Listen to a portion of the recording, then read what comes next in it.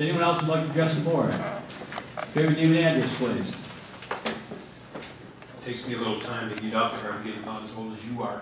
Who, me? See, you can't take the tennis You're older lessons. than I am. Yeah. I can take you for a bike ride. You might be surprised how far I can pedal a bike. I'm sure I might be. I'd like to see it. Couple comments. East Circle Drive, the project that's been completed. Contractor did an excellent job. I believe Hogan Road is a perfect example of what we need. We've got shoulders, we have people that walk, we have people that bike. They have a place that they can actually traverse back and forth. Unfortunately, there's other areas that weren't given that kind of attention, and that would have been something that would have been very helpful. There's still a couple issues on the project, East Circle and Hogan South. There's some striking problems regarding some of the arrows. Specifically, there's a right turn arrow if you're heading towards South Bay that tells people in the right lane they have to turn right. I've seen people actually move out of the right lane when they go straight through and move into the left lane, almost sideswiping vehicles because they don't want to make a right-hand turn, so they're moving into the left lane. There should be a straight-through arrow and a right turn arrow combined together, so people don't feel they have to leave that right lane because it goes straight through the South Bay. That's what I talked to you about, Chris. Is it? I brought it to O'Brien Gear. Okay. Attention, they told me everything looked fine over there. I'll talk to Beaulieu again. And I think it should be the way you. Well, it has to be. You know, because you have and let them go through. You have the option. I mean, it's not a. If you have an arrow, you should have it marked with the arrow and an only. If you have a straight through and a right turn, you don't put an only there because you have two options: go straight or right.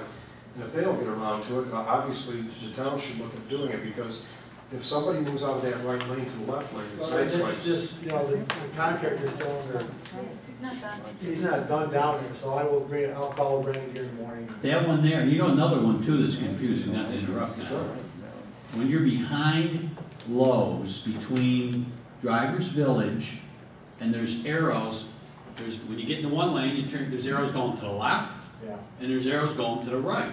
And I've seen cars coming towards each other, not knowing what the other one's going to do. That's confusing. yeah. That was all drawn out, and you know, my O'Brien Gear, and I'll get with them in the morning. That's different. I'm going to look at that, but I thought we had all offset double yellows there, so I didn't think there was any what we call a suicide lane where you had two vehicles in the same lane, turning left or right. We had a suicide lane, you're saying? Basically, that's what we call it. You got arrows going in two different directions with everybody coming in the same lane head on. That's why we call it suicide lane, because, well, anyway. And the contract hasn't been completely accepted good, because We haven't made the last payment yet. are we going to pay extra for the water pond that we have sitting in front of Firestone? The what? Water pond.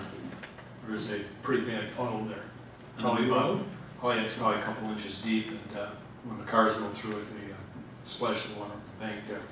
So they have. I haven't noticed that, and I'll look into it next week. It's very, no, not Goodyear. Excuse me. Goodyear. Did I say Firestone? Yeah. That's where I take my car to Firestone. Subconscious plot. So what's it, right on the corner? It's right on the curve, right near the traffic light where Burdick comes out. My other question is this, crash costs, we're talking about this. Our line item in our taxes is around 160 a year now, is that correct, close to that? It was 147 roughly this year. Somebody said it was more than that, but- 147,710. Well, I guess my concern is, and we don't have a lot of details on this, but if we're talking about bonding 800K, that sounds like we're going to be at least $100 more per household next year. Am I someplace in the ballpark? Yes, you are.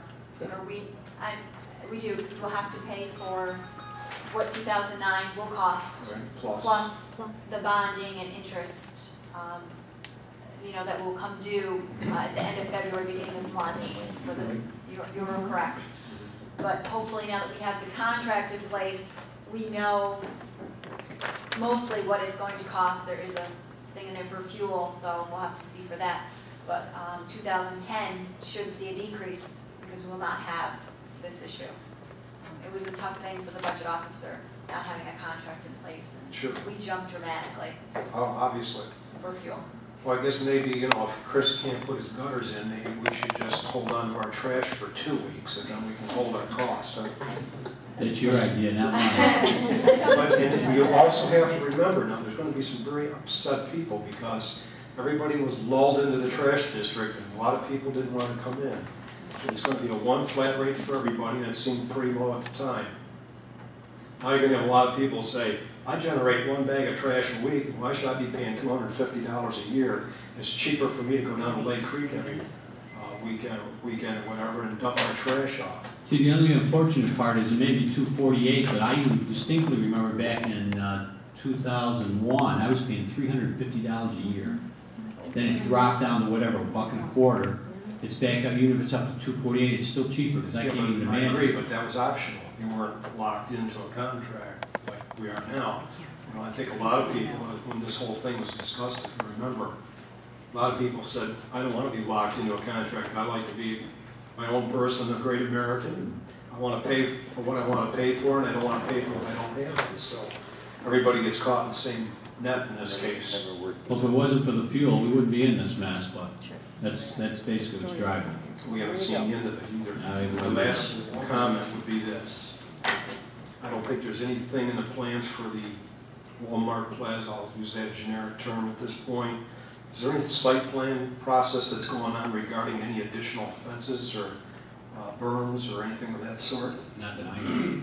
Why is it I good? can tell you more Well, about that. I don't know why Pat Leone does a very good job, obviously, writing a letter at this point in time. Town board's got to be more proactive on this. If you got to sit down with this developer and tell them you got to have some additional things, planning board doesn't have the authority at this point. It's going to be in your court. You guys got to get on a stick on this. You got to do something about it. These people shouldn't have to put up with the stuff they're going through now. When we put these stores in the middle of 2 neighborhoods, we have to begin to anticipate we're going to have problems. And when we come to a problem such as this, and these people aren't being taken care of, then I think it's the responsibility of this elected town board to be proactive and go out and try to find a positive solution without writing letters back and forth between the planning board and such a committee. I think you have to do more. Thank you. Does anyone else like to address the board?